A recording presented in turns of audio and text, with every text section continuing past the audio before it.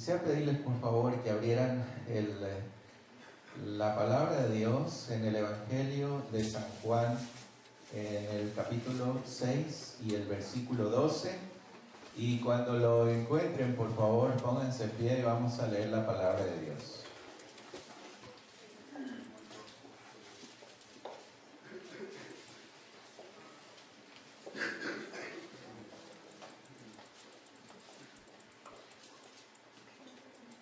Todos trajeron su Biblia, ¿verdad? Si alguien no la trajo, únanse a un hermano que lo haya traído y vamos a leerla todos juntos. Cuando estén listos, digan amén. Amén. Entonces vamos a leer la palabra de Dios, Juan capítulo 6, versículo 12, en el nombre del Padre, del Hijo y del Espíritu Santo. Y cuando se hubieron saciado, dijo a sus discípulos: recoged los pedazos que sobraron para que no se pierda nada. Casi no los escuché, yo creo que me estoy quedando con la edad un poquito sordo, pero por favor, si ustedes lo pueden decir con un poquito más de fuerza, para que esta declaración profética de la palabra de Dios llegue a donde tiene que llegar.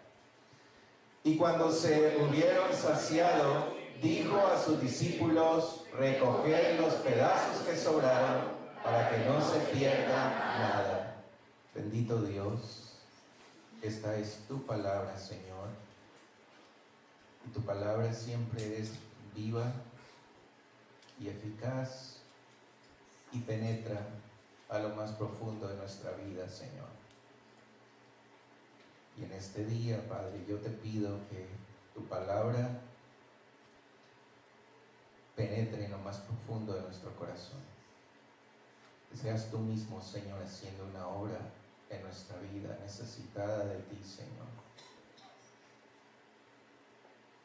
Que toda nuestra necesidad, todas nuestras inquietudes, nuestros conflictos, nuestras heridas, en este día encuentren respuesta a través de tu palabra.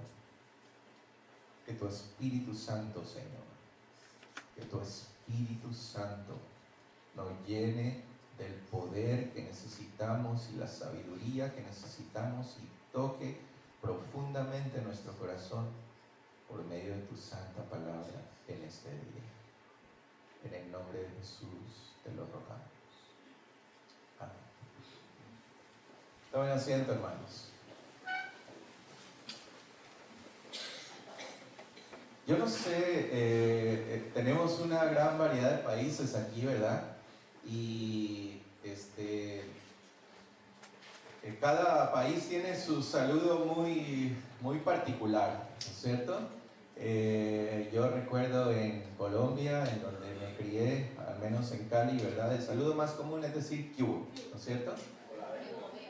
Bueno, ¿qué hubo, ve? Eso ya es así, por donde vive Pati, por ahí.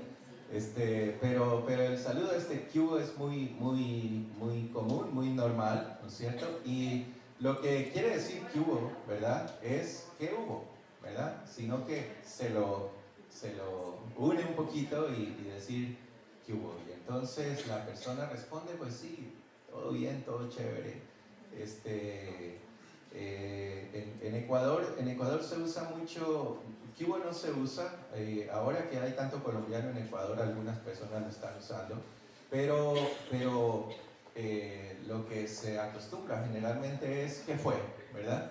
Eso es "¿qué fue, loco?", dicen algunos, ¿verdad? Y entonces uno dice: pues sí, no, todo bien, todo chévere. En Centroamérica, no sé, en México, ¿cómo dicen? Órale, ándale, ¿cómo es la historia? ¿Qué onda? ¿Qué onda, no? ¿Qué onda? ¿Ah? Sí, eso es en Guatemala, ¿verdad? Y bueno, y así cada país tiene su saludo, ¿verdad? Pero cuando uno escucha un saludo, hay varias maneras de responderlo, ¿verdad? Y pues la una manera es decir "bien, gracias", ¿no es cierto? ¿Cómo estás? Bien, gracias.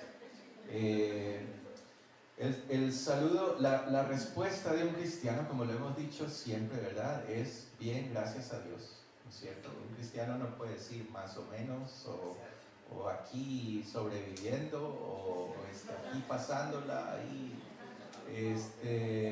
si algo en tu vida no está muy bien, que digamos, y si tú confías que Dios hace las cosas para tu bien y todo lo que sucede en tu vida es para tu bien, entonces cuando alguien te salude, nunca podrías decir ni más o menos ni mal, sino uno tiene que decir bien, gracias a Dios, ¿verdad? Y cuando la gente sepa que tú estás con un problema, que tienes el corazón con algo, que tuviste un problema, que te echaron del trabajo, que te chocaste o que te quedaste sin dinero, y tú le dices bien, gracias a Dios, ¿no es cierto? Y la gente va a decir, él dice que está bien, pero yo sé que no está bien, porque está enfermo, porque está sin trabajo, porque algo está pasando en su vida, y esas palabras van a ser un testimonio de amor, de gratitud, de confianza a esa persona a la que se lo está diciendo, ¿verdad? Entonces, hermanos, nunca digan más o menos ni aquí pasándola, sino bien, gracias a Dios, ¿verdad? Pero otra manera de contestar, y estamos hablando de cómo se contestan los saludos, ¿verdad? Es decir, pues,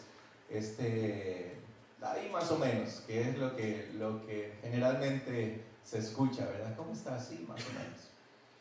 Pero hay una frase que me llama mucho la atención y se usa en Ecuador, no recuerdo muy bien si en Colombia también, me olvidé preguntarle a Rubén si esto es colombiano también. A veces se me trastornan ahí los pensamientos adentro porque hay cosas que no sé si las aprendí en Colombia o en Ecuador, pero hay una forma de contestar el saludo que es decir, aquí hecho pedazos, ¿verdad? ¿Eso no es colombiano? Entonces es ecuatoriano, ¿no es cierto? Eso es ecuatoriano. ¿Panameño tampoco? ¿No? ¿Mexicano? ¿No? Bueno, y decir, aquí hecho pedazos, ¿no es cierto? Significa que la novia lo dejó o que el esposo le hizo alguna cosa por ahí o que se chocó en el carro y se quedó con una deuda muy grande o cualquier otra cosa, y eso es el significado, ¿verdad? En Ecuador para decir aquí hecho pedazos, ¿no es cierto? Y hecho pedazos significa que tiene el corazón partido, que tiene algo malo realmente que ocurrió en su vida, pero esa es la frase que se utiliza, ¿no es cierto? Muchas veces las circunstancias de nuestra vida hacen que nuestra vida se encuentre en pedazos, ¿verdad? Ese corazón que un día creyó, que un día confió, que un día esperó, de pronto esa persona en quien creyó, en quien confió, hizo algo que destruyó su corazón y ese corazón quedó en pedazos, ¿verdad? Pedazos, heridas, que son difíciles muchas veces de restaurar, de unir. Cuando un padre encuentra que un hijo lo estaba engañando y en vez de hacer lo que el hijo decía que estaba haciendo otras cosas, el corazón de ese padre, el corazón de esa madre se parte en pedazos y algo ocurre en la vida de esa persona y esos pedazos son difíciles de unir y esas heridas son difíciles de sanar. Cuando una esposa, cuando un esposo, cuando un hijo y cuando un líder pasa algo que uno no esperaba y el corazón se hace pedazos, la mente se despedaza y ya no hay forma de pensar, no hay forma de coordinar ideas, no hay forma de proyectarse hacia el futuro o de aprender a confiar nuevamente y a creer nuevamente, porque eso que pasó fue algo tan duro, tan difícil en tu vida que a que ese corazón se partiera en pedacitos difíciles de unir. Y quisiera dar algunas ideas en cuanto a esto y decir que el quebrantamiento, la primera idea, que el quebrantamiento es una herramienta que Dios utiliza para formarnos y para hacernos como Él. Efesios 4:13 dice: hasta que todos lleguemos a la unidad de la fe, al conocimiento del Hijo de Dios, un varón perfecto, a la medida de la estatura de la plenitud de Cristo. Y ese es el máximo propósito de nuestra vida, llevarnos a nosotros a ser como el Señor Jesucristo.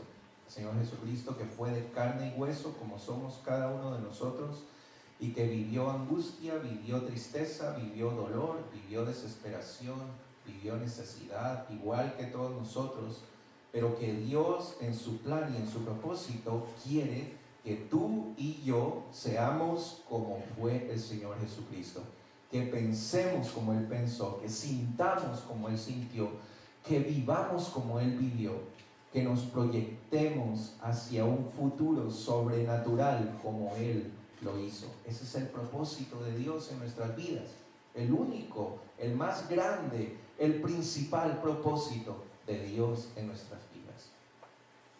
Que cada uno de nosotros sea un pequeño Jesucristo y que Él se pueda proyectar a través de nuestra vida. Ese es el propósito de Dios. Y para esto, Dios, dice la palabra de Dios, es algo tan lindo, me gusta tanto, como Dios en algún momento de la historia, en algún momento de la eternidad, Él se sentó a escribir un libro de la vida tuya y de la mía. ¿Ustedes se imaginan? Al Dios del universo, al Dios que creó los cielos y la tierra, al Dios que no se le puede comparar con nada, sentado un día, escribiendo un libro, con una portada que decía Mauricio Morales, César Wilches, Elizabeth Trujillo, Ruth Díaz. Y ese libro está escrito. Dice la palabra de Dios en el Salmo 139, porque tú formaste mis entrañas. Y aquí desbaratamos toda creencia de que fue el Padre el que nos formó, o fue la Madre el que nos formó. Es Dios quien nos formó. Porque tú formaste mis entrañas, tú me hiciste en el vientre de mi madre. Dice, te alabaré porque formidables, maravillosas son tus obras. Estoy maravillado y mi alma lo sabe muy bien. No fue encubierto de ti mi cuerpo, bien que en oculto fui formado y entretejido en lo más profundo de la tierra. Mi embrión vieron tus ojos.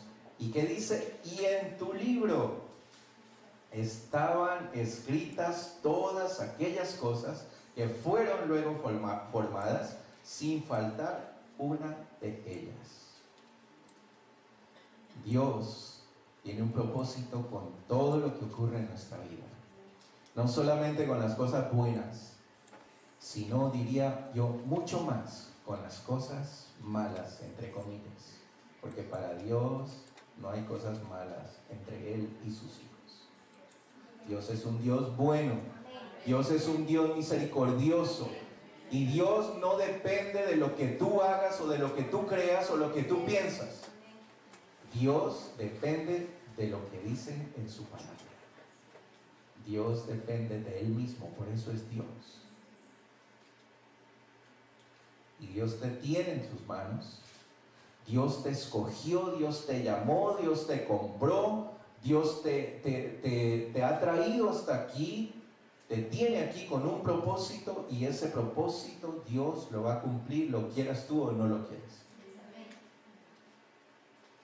No depende de nadie, depende de Dios.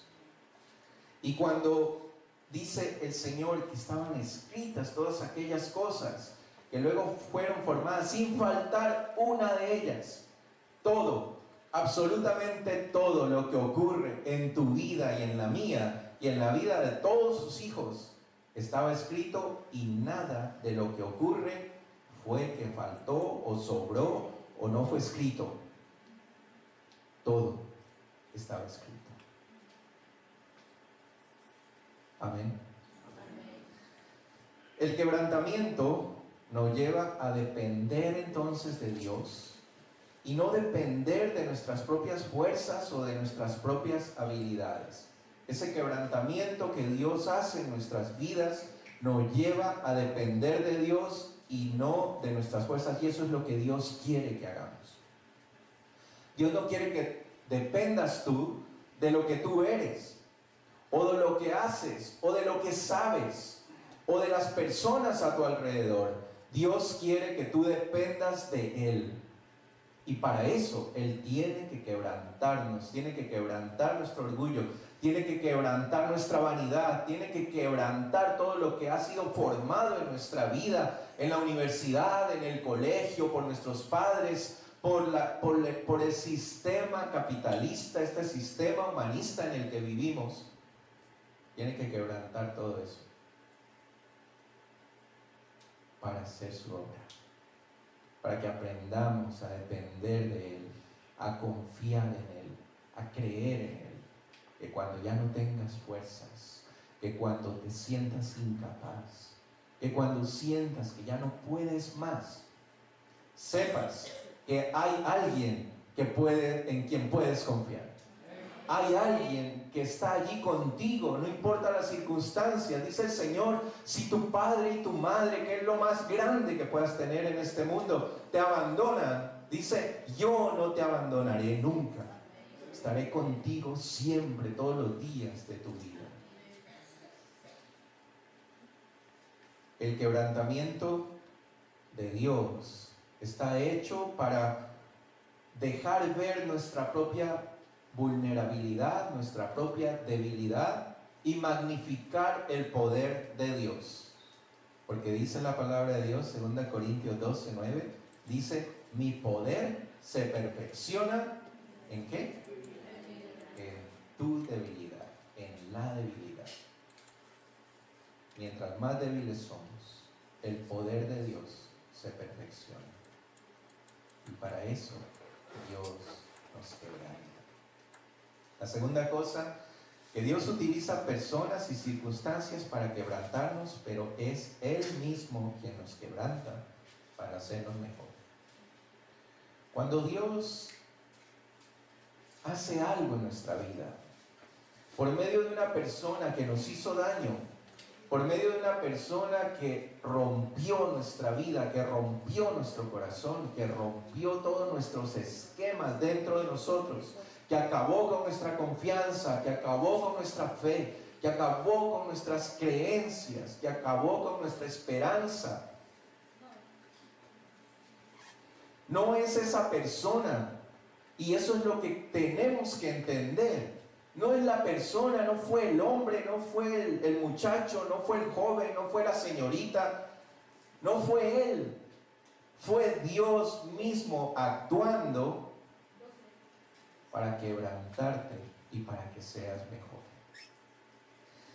Cuando Jeremías fue enviado por Dios a la casa del alfarero, ustedes recuerdan esto, ¿no es cierto?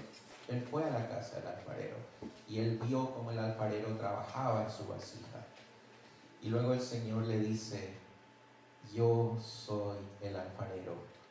Y dice que esta vasija de barro, Jeremías 18:4, dice, y la vasija de barro que él hacía, ¿de quién está hablando allí? ¿Del alfarero? No, está hablando de Dios, ¿verdad? El alfarero es Dios. Y la vasija de barro que él hacía, que Dios hacía, se echó, ¿a qué dice? A perder en su mano. Y volvió y la hizo otra vasija, según le pareció mejor hacerla, para hacerla mejor. Porque posiblemente esa vasija que estaba siendo formada se echó a perder en la mano no por el alfarero, y eso tenemos que entenderlo muy bien. porque el alfarero es Dios y el alfarero es perfecto, y Él no hace nada que sea imperfecto, o que sea defectuoso, o que sea incorrecto. Y cuando se echa a perder la vasija se echa a perder no por el alfarero, sino por la vasija, porque esa vasija se mueve, porque esa vasija se revela, porque esa vasija deja de tener fe, porque esa vasija quiere muchas veces salirse de las manos del alfarero, porque le duele, porque ya no quiere. Y entonces, esta vasija se echa a perder, pero dice que Él vuelve y hace otra para hacerla mejor, pero no la desecha. Qué precioso, hermanos, qué precioso esto. Cuando tu vida y la mía parecen no tener sentido, cuando tu vida y la mía parece que ya se echó a perder, cuando ya no eres lo que quieres ser o no logras lo que quieres lograr, la gente ya no cree, ya no confía en ti, aquellos en quienes tú creías te fallaron, aquellos a quienes tú amabas te dieron la espalda. Cuando todo eso ocurre, Dios no te desecha. Dios lo que hace es aplasta un poquito y de ese mismo barro vuelve a empezar, vuelve a empezar. Y es precioso esto, porque Dios no desecha esa vasija, no dice allí que Él echó fuera el barro y dijo: este barro ya no sirve y vamos a hacer con otro barro. Él toma el mismo barro y lo vuelve a hacer, para hacer lo que dice la palabra de Dios, mejor, para hacerlo mejor. Tercera cosa, solo el pan partido puede ser multiplicado. Fíjense este principio divino, este principio de Dios que nos está enseñando aquí. El contexto de este pasaje nos habla de que el Señor Jesús, luego de que una gran multitud lo seguía, llegó al monte, se sentó, y cuando alzó los ojos, vio la multitud y tuvo compasión de ellos, y les pregunta a sus discípulos: ¿de dónde compraremos pan para que coman estos? Ellos dicen: pues no tenemos suficiente dinero ni tenemos suficientes panes, solamente tenemos 5 panes aquí y 2 peces. Y el Señor dijo: pues denles ustedes de comer. Y ellos dijeron: ¿cómo les vamos a dar si nosotros no podemos? Y entonces el Señor dijo: traigan acá esos 5 panes y esos 2 peces. Oró, los partió y los entregó a sus discípulos, y los discípulos dieron a comer a una multitud de más de 5,000 personas. Dice en Mateo 14, 19, que es el mismo pasaje que leímos en Juan, pero ustedes saben, los pasajes se complementan unos a otros y algunos dicen cosas que los otros no dicen. Entonces mandó a la gente a recostarse sobre la hierba, y tomando los 5 panes y los 2 peces, y levantando los ojos al cielo, bendijo y partió y dio los panes a sus discípulos. Partió y dio los panes a sus discípulos. Y este es un principio divino. El pan tiene que ser partido para ser multiplicado. Tu vida y la mía tienen que ser partidas para ser multiplicadas, para que cada uno de esos pedazos cumpla un propósito de multiplicación, para que otros a tu alrededor vean lo que está pasando contigo y crean en aquel en el que tú y yo creemos, en el que tú y yo confiamos. Es necesario que el Señor parta el pan para que ese pan sea multiplicado y sea de bendición para otras personas. ¿Cuántos de nosotros hemos tenido que pasar por un dolor, por un sufrimiento, por un quebrantamiento grande para que Dios use nuestra vida para bendecir a otros, para bendecir a otros. Mi vida misma fue sumida en un dolor y en una angustia que duró años y años con la muerte de mi madre. Algo que fue tan difícil para mí superar. Pero todo ese dolor y toda esa angustia y todo ese corazón hecho pedazos y esa mente hecha pedazos sirvió para que un día Dios me escoja para ser su siervo. Yo no sé si eso no hubiera pasado. Es una suposición muy boba, ¿verdad? Porque decir esas cosas no son reales. Si eso no hubiera pasado, pero digámoslo de esta manera, si eso no hubiera pasado, no sé yo si hoy yo estaría aquí en este lugar. Porque fue por eso que Dios tocó mi corazón, Dios quebrantó mi corazón, Dios partió mi vida para que esa vida sirva de bendición para otros. Y la última cosa que quería decir, el Señor no deja que nuestros pedazos se pierdan. Él quiere recogerlos todos y utilizarlos en abundancia. En lo que acabamos de leer, dice el Señor que luego de que todos comieron, Él dijo a sus discípulos, recojan los pedazos que sobraron. ¿Para qué? Para que no se pierda nada. Para que no se pierda nada. Dice la palabra de Dios, Lucas 19:10, porque el Hijo del Hombre vino a buscar y a salvar, ¿qué cosa? Lo que se había perdido. Lo que se había perdido. Lo que estaba perdido para la gente, lo que estaba perdido para el mundo, lo que estaba perdido para Dios mismo, lo que estaba en el piso como sobras, eso fue lo que Dios vino a buscar para salvarlo, para restaurarlo. Juan 6:39 dice, y esta es la voluntad del Padre, el que me envió, que de todo lo que me diere, no, ¿qué dice?